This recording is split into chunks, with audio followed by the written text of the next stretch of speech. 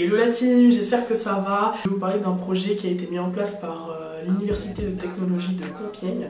D'ailleurs, je fais de gros bisous à toute l'université, Sydney Bois et à Kenza en particulier, qui m'a fait découvrir ce magnifique projet. L'association UT Africa, qui est une association humanitaire qui a pour but cette année d'aider un orphelinat qui se trouve à Soweto, en Afrique du Sud, qui s'appelle le Little Rose Center.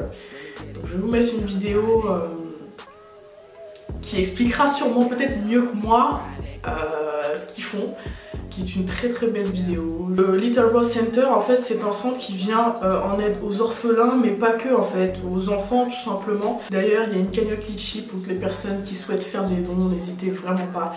Je la mets en barre d'infos. J'ai pleuré quand j'ai vu la vidéo, je la trouvais tellement magnifique. Les enfants, ils vivent vraiment dans une très grande précarité et c'est ouf, hein. Ils sont vraiment heureux, ils gardent le sourire et on a envie de les aider simplement en fait. On a envie de les aider. Wait, je t'aime ça. Non, je peux pleurer parce que... Non, en fait... Alors, tu sais... Cette cagnotte est dédiée à l'isolation, le renfort de l'isolation dans le Little Rose Center. Je suis heureuse aussi de pouvoir en parler avec ma communauté, avec vous. D'ailleurs, normalement, début d'année 2020, il y aura 2 étudiants qui iront justement à Soweto pour isoler, grâce au don que les gens auront fait, aider au niveau du soutien scolaire. C'est vraiment très bien, aider au soutien scolaire et la manipulation d'ordinateurs, de logiciels, etc. C'est vraiment très très beau. En fait, aider les gens, c'est pas beaucoup, mais c'est énorme. J'espère que tu vois ce que je veux dire, chérie. Actuellement, il y a 2 filles qui voudraient faire des études, mais qui malheureusement ne peuvent pas accéder à des études publiques, qui doivent donc aller en privé, sauf que le privé, on sait tous, c'est payant.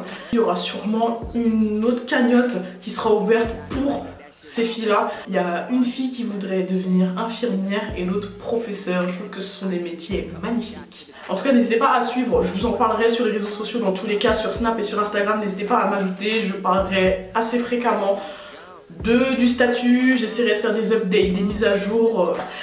On débute cette vidéo-là par quelque chose de sérieux, d'accord ?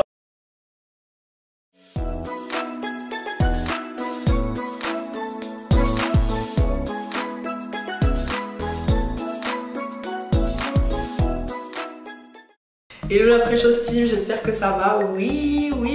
Hier soir, vers les coups de 23 h, je me suis dit ok, j'ai envie de changer de tête, encore une fois, pour ne pas changer.